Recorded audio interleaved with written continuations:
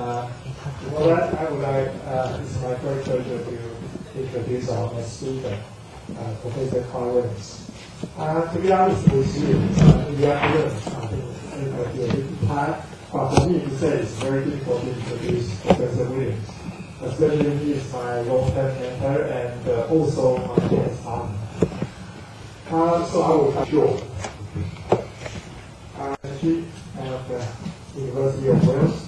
Then he moved on to USA to carry on his study at Washington State University. Finally, he finished in 1978.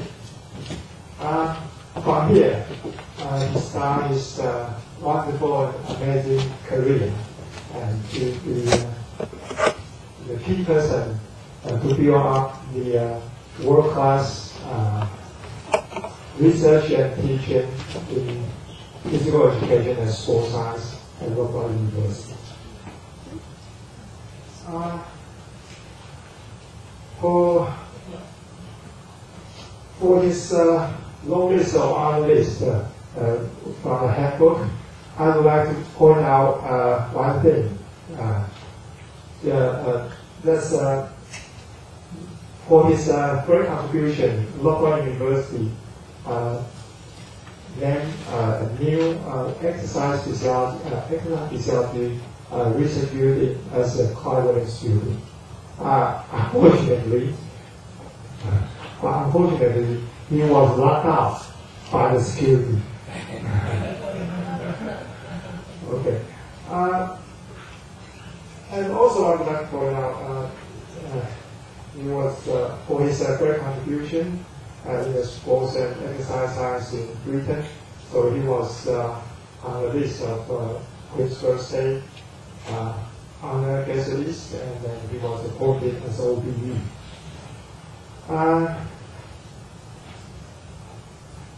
As you can show, and he has been successfully supervised 36 PhD students, and now 14 of them who are full professors, including myself. Thanks, God. Professor Williams' research focused on the carbohydrate metabolism in sports and exercise. So today he is going to share with us on the topic of carbohydrate muscle release and the performance. Let's welcome my tennis partner, Professor Williams.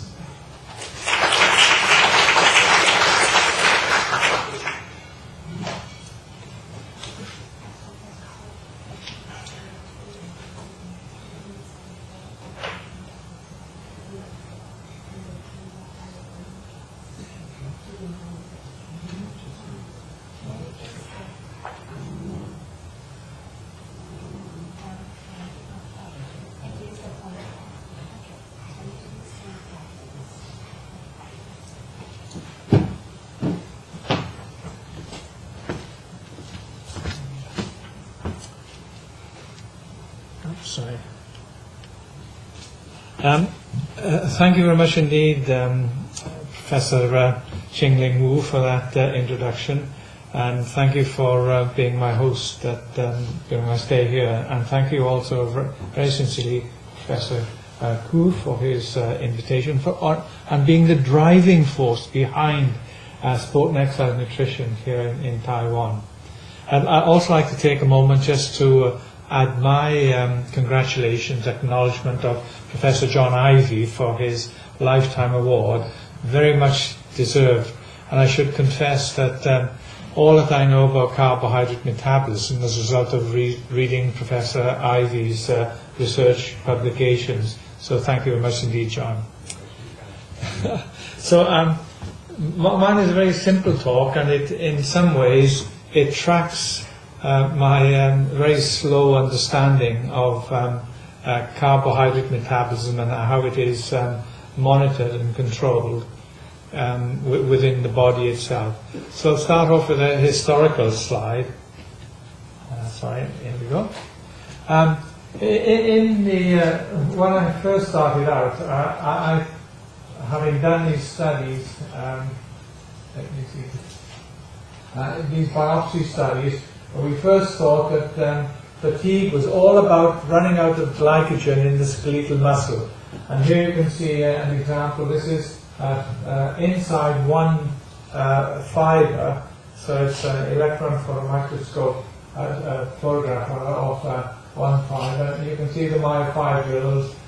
Here you can see the mitochondria, and the black dots are the polymer of glucose, which is called glycogen, as you know.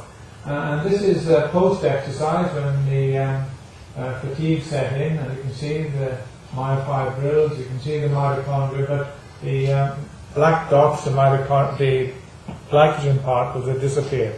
So we thought that was the end of the story. Fatigue is simply associated with a depletion of muscle glycogen, as you all know. It's an old story.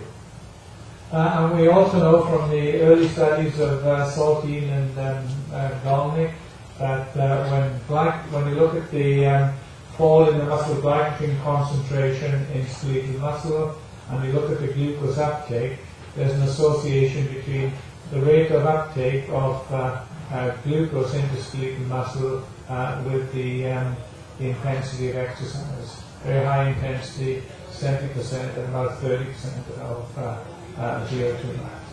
So carbohydrate obtained necessarily from these stores in the skeletal muscle and to a certain extent in the liver, but you can also supplement this by providing some exogenous carbohydrate in the form of sports drinks. So there's been almost 2 decades of research, if not 3 decades of research, on the influence of sports drinks on carbohydrate metabolism performance. And so if we take a closer look at these, the contribution of exogenous carbohydrate in the form of carbohydrate solutions to exercise, one of the questions that we wanted to know was what was the relative contribution of the carbohydrate to the improvement in performance, and particularly what it does to skeletal muscle. And so we undertook a study, which you can see here, somebody running on the treadmill, and basically what we did was to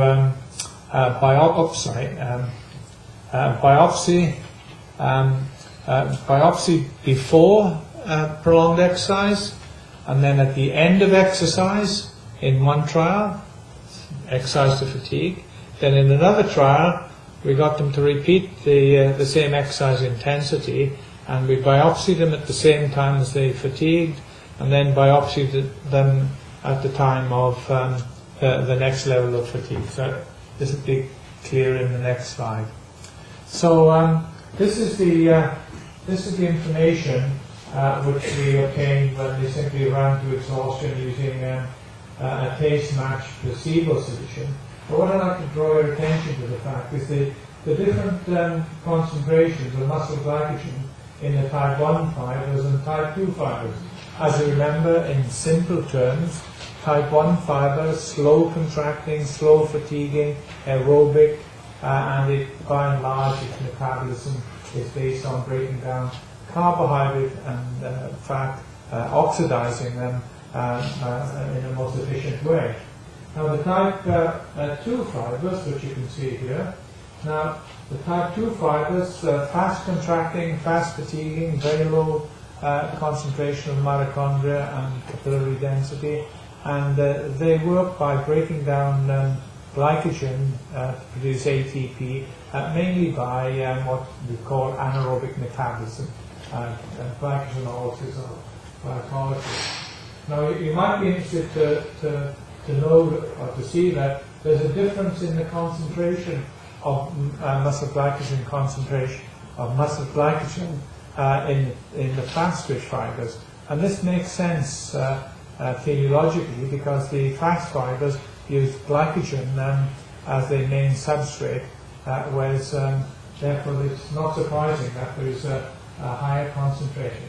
Okay, at the point of exhaustion on prolonged running, you can see that the glycogen concentration in the type 1 fibers, as you might have predicted, is very low.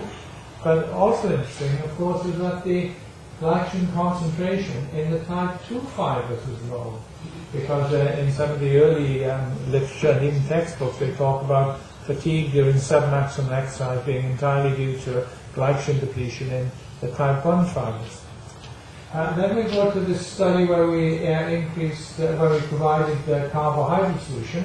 So again, this is the pre-exercise glycogen concentration in the type 1 fibers and in the type 2 fibers, slow twitch, fast twitch fibers.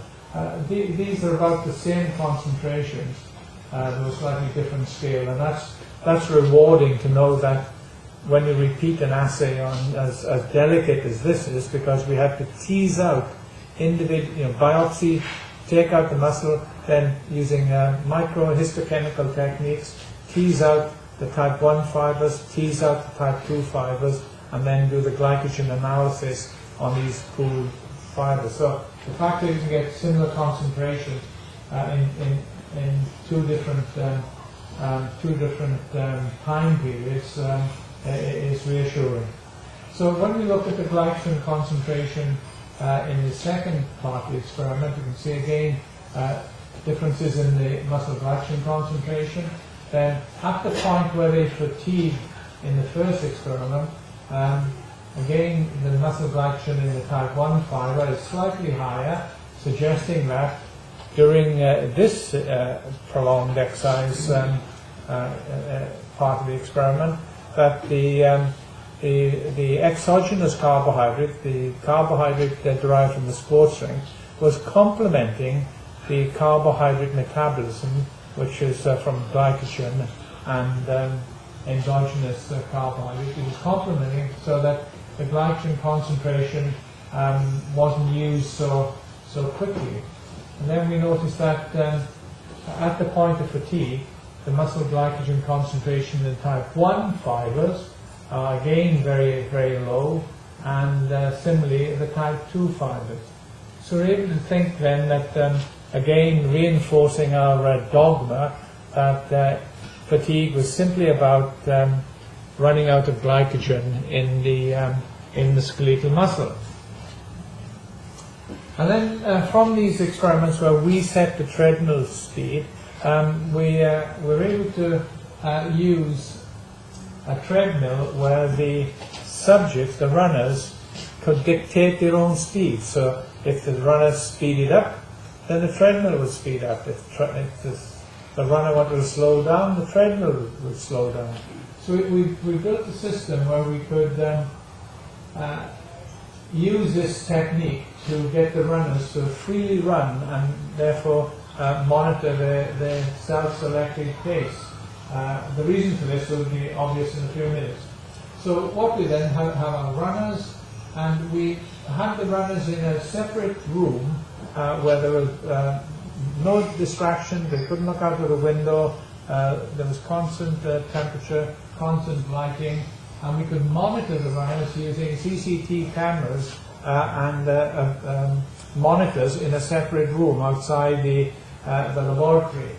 And so when we had this setup, we could also just go in and provide the carbohydrate solutions or the placebo, and without causing distraction, then walk away from the experiment. Now you can see here, these are Douglas bags, and people ask me, well, don't you have any modern techniques of measuring oxygen uptake and carbon dioxide production in your laboratory? Well, one of the reasons why we've stayed with this particular technique for some of these experiments is that the experiments are too precious to have anything go wrong with them, and therefore what we can do is we can hold the gas samples, make sure the instruments are all calibrated, and then and only then do the analysis of the expired air. So it's not a question of being old-fashioned, it's being a question of being very cautious that we get everything right and we don't have to repeat the experiment.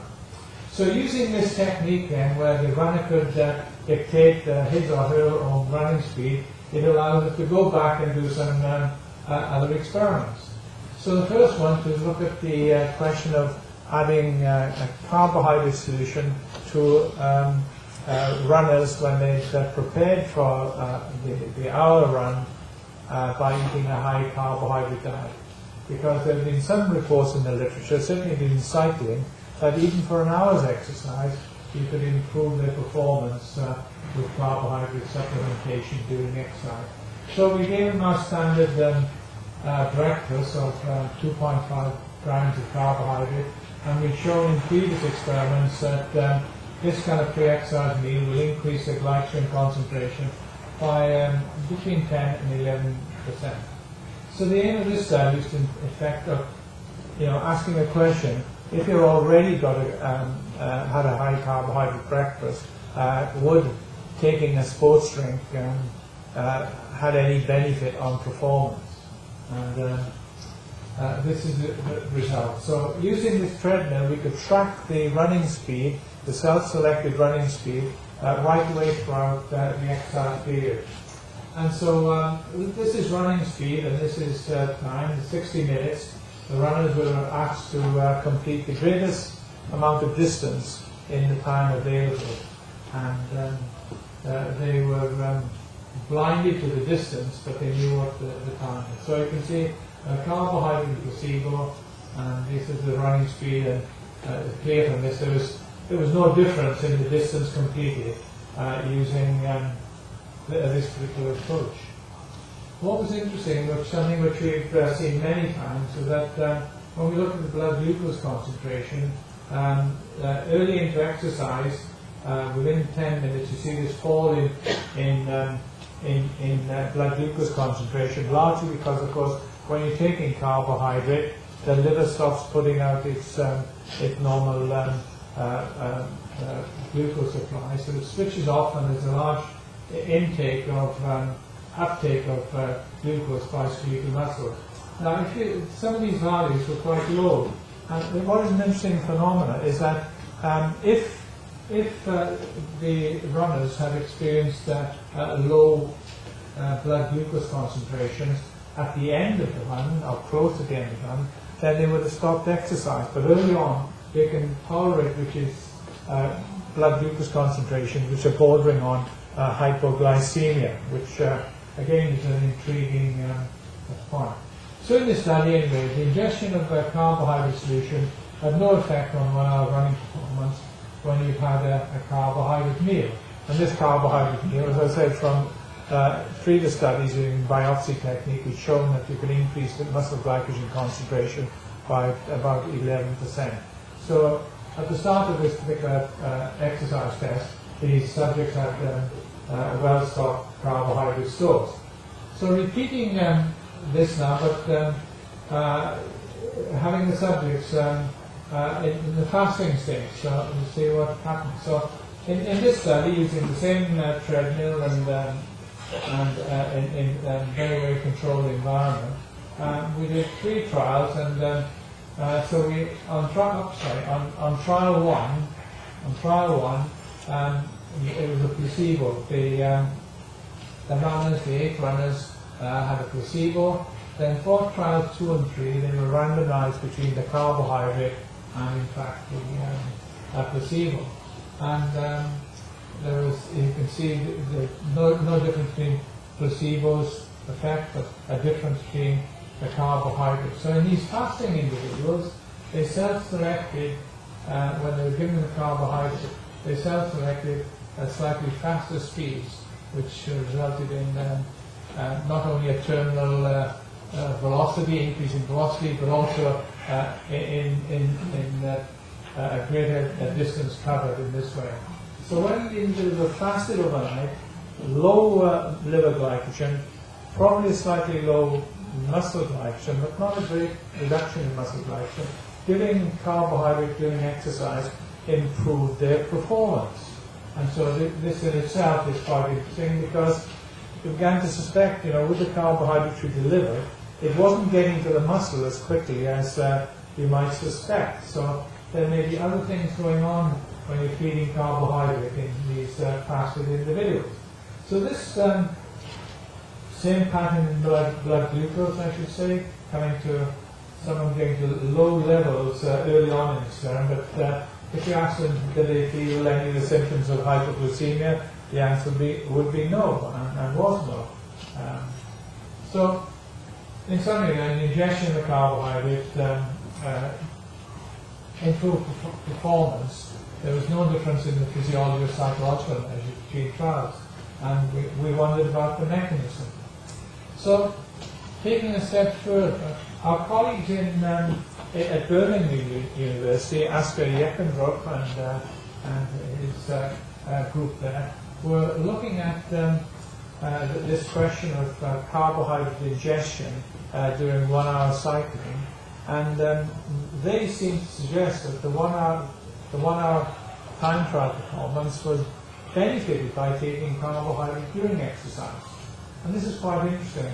And they began to explore the question of whether or not it was whether or not simply delivering carbohydrate by infusing it directly into a vein, would this show improvements in performance? Because in earlier studies they'd shown that the maximum rate of carbohydrate oxidation was about 1.1 to 1.2 grams per minute. So taking in quite a lot of carbohydrate, an excessive amount of carbohydrate, didn't necessarily mean that it would actually get to the muscle.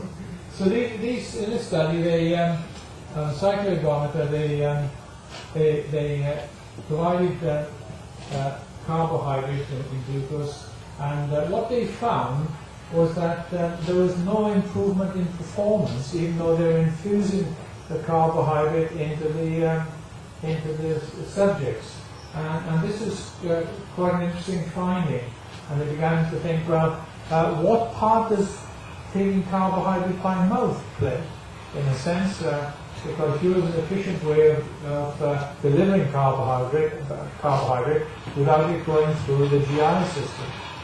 So they began to think about how just having carbohydrate in the mouth may be impacting on the performance of individuals. So they did another trial where they mouth rinsed, they got their subjects to mouth rinse some carbohydrate, about 25 mils of a 6.5% carbohydrate, just swill it around the mouth and spit it out, and at different intervals during the 1 hour time trial. And what they found was that the result demonstrated that the carbohydrate mouth rinse had a positive effect on the time trial performance. And they wondered if the improvement in this high intensity exercise with the carbohydrate ingestion was linked to a central drive or motivation rather than having a metabolic effect. So here's beginning to suggest that here's something which is going on which is not directly linked with delivering carbohydrate to the skeletal muscle.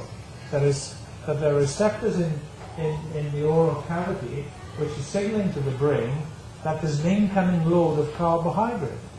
And so this, as I say, opened up an avenue of study which allowed us to look a little bit closer of the role of carbohydrate on brain metabolism and ultimately on the link between brain and muscle metabolism.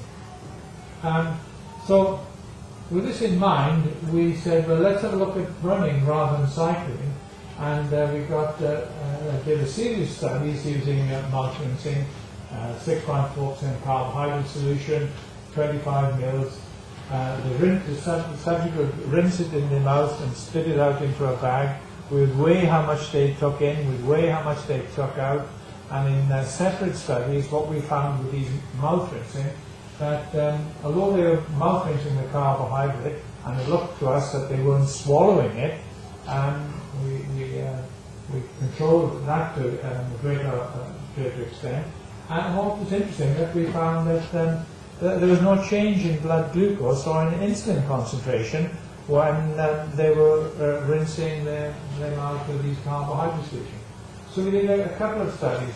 And the first one was something which had cropped up many times when we were studying the performance of runners and their carbohydrate metabolism, that they all reported, as well as an improvement in performance, they all reported a feel-good factor, that they thought, I always felt better when we taken carbohydrate solution, even though they'd been fasted for 12 hours.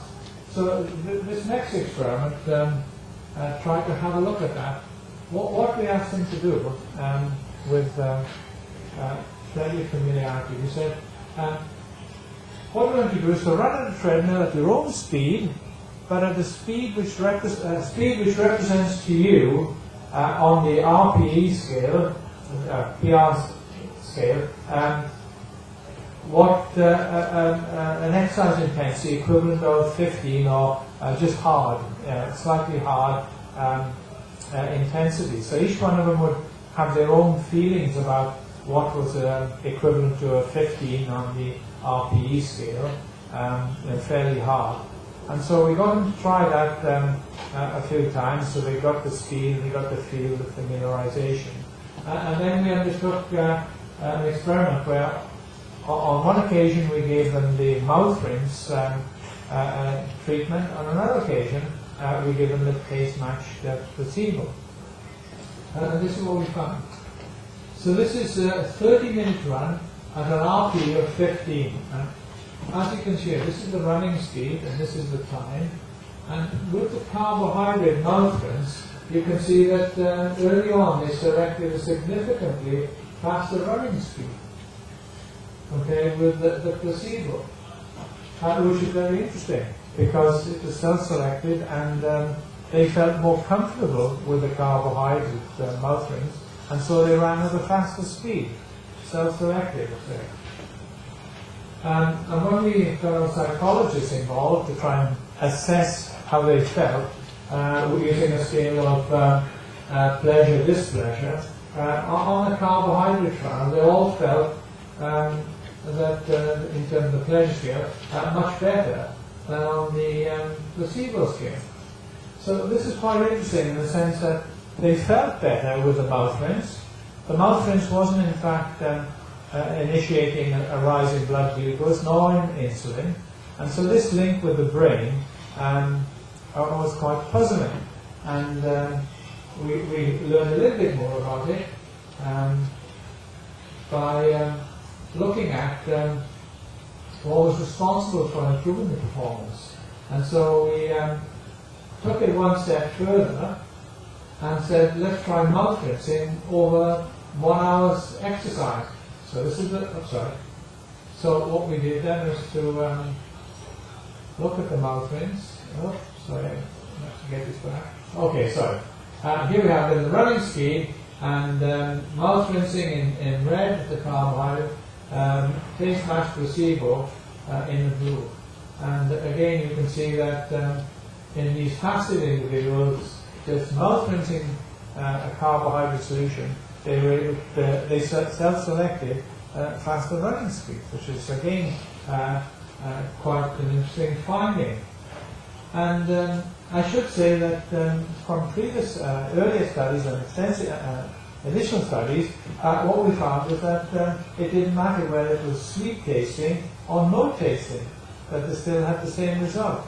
It didn't matter whether it was more concentrated or less concentrated, we still had the same result. So this is a fascinating result. So the mouth rinsing improved the running performance. Then our colleagues in Berlin University decided to take it one step further and use scanning MRI to look at what's happening in the brain with mouth rinsing their solutions. And what they did when they viewed the MRI, they said that it seems that the mouth rinsing may be due to activation of brain regions believed to be involved in reward and motor control in the brain. And these findings suggest that there may be a class of so far unidentified receptors that respond to carbohydrates independently of those of sweetness. So this is kind of extension of this kind of work which we had undertaken with runners. So clearly there's a link between the oral cavity and the brain signaling that there's an incoming carbohydrate load.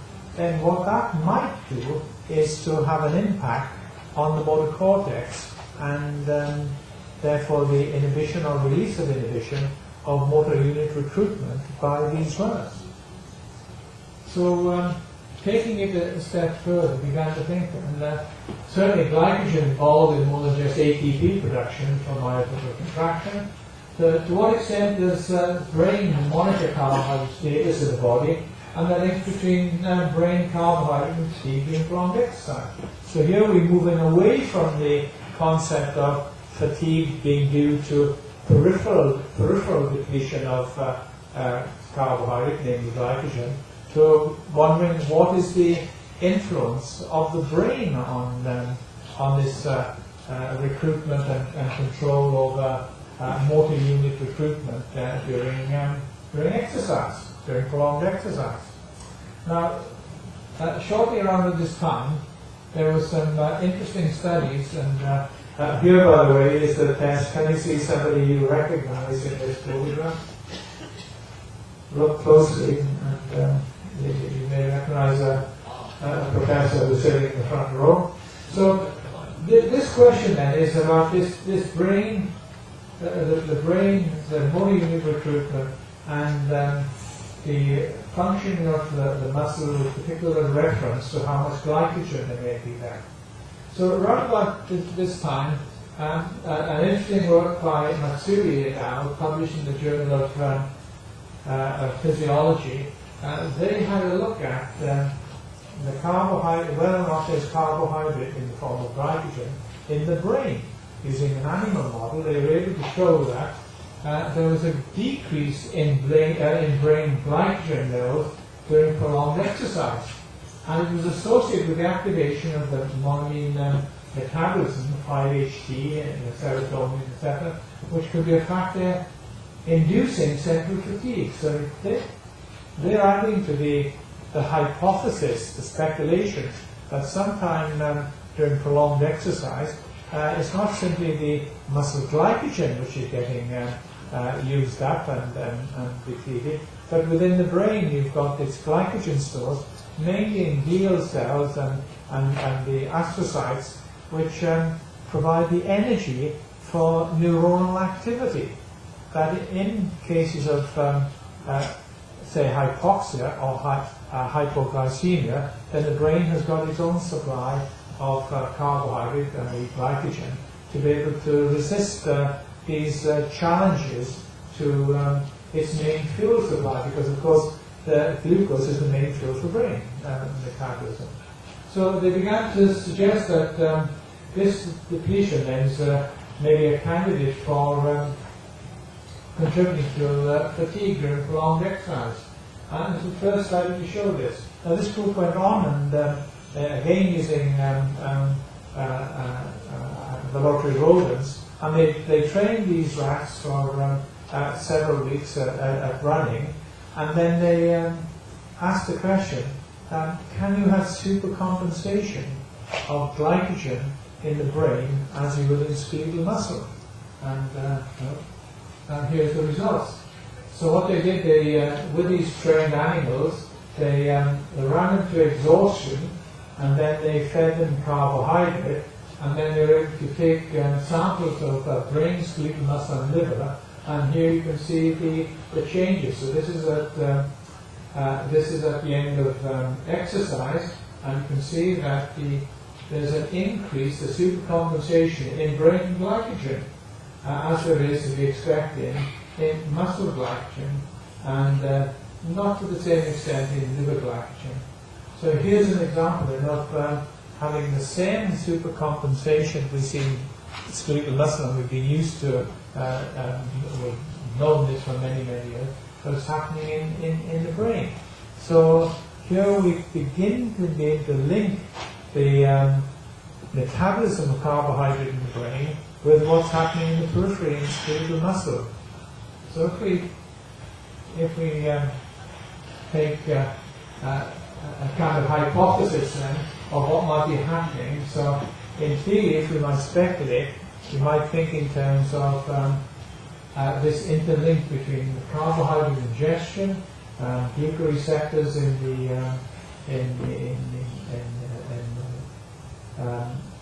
area shortly after it leaves the stomach, and then it's linked with the carbohydrate transfer to, the glucose transferred into liver glycogen. The liver glycogen main responsibility for maintaining glucose homeostasis, providing the glucose for brain metabolism, and so the brain being sensitive to the levels of glucose and the turnover of glucose, and so particularly sensitive to any changes, any falls in the glucose availability, and where will we get the main culprit for changing blood glucose concentration? It may well be towards the end of prolonged exercises.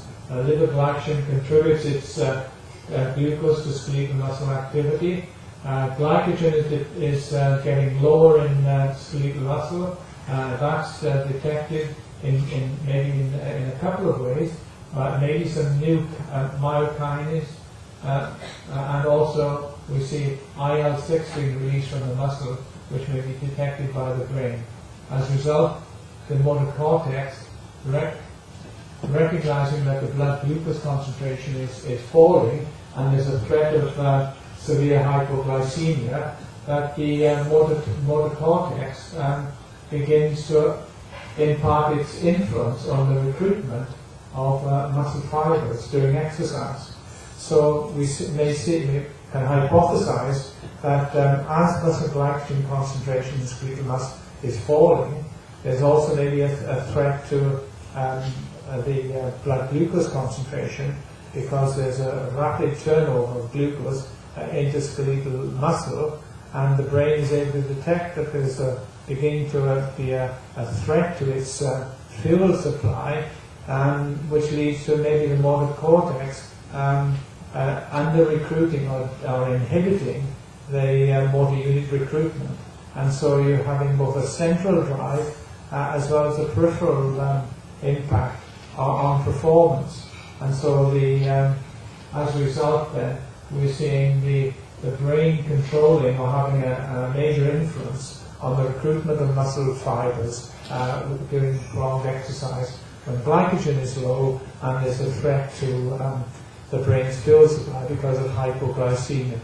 So putting it all together in this sort of way, we begin to move from the idea that it's all about peripheral glycogen depletion and fatigue, but there is an interaction between the brain and the muscle to preserve the glucose supply in the brain, and so protect its unique fuel. And so this, in a sense, is speculation to a large degree, a hypothesis, but in some ways, teleologically, it's quite reasonable, because the brain being the important tissue that it is, the all-important tissue, its main fuel is glucose, and any threat to that supply of fuel has to be countered in different ways. And one way is to stop the periphery using up so much of its glucose supply that it might compromise irreversibly the brain itself. And then during these times we see the muscle glycogen concentration in the brain decreasing, but it can only go so far, because by and large it needs to protect itself in order to be able to survive and compete another day.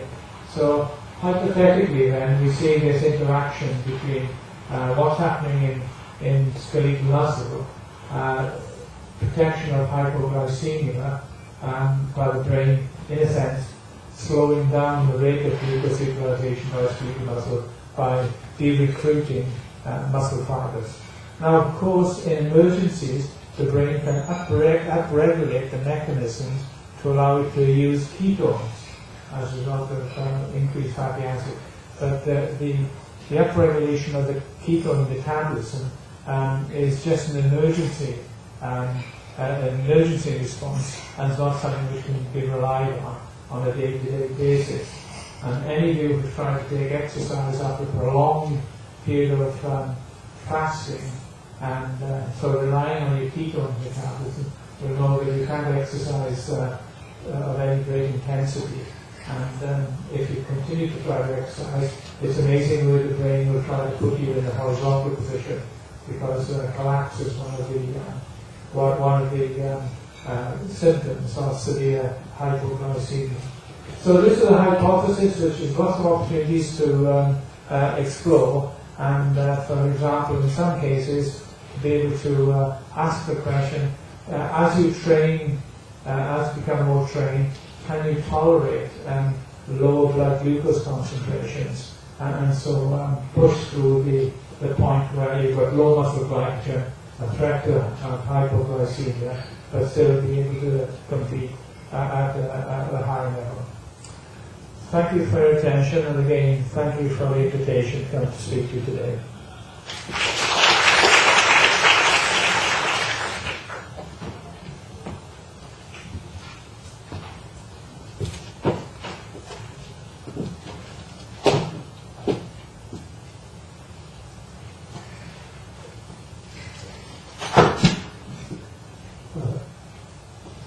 On behalf of the organized committee, I would like to present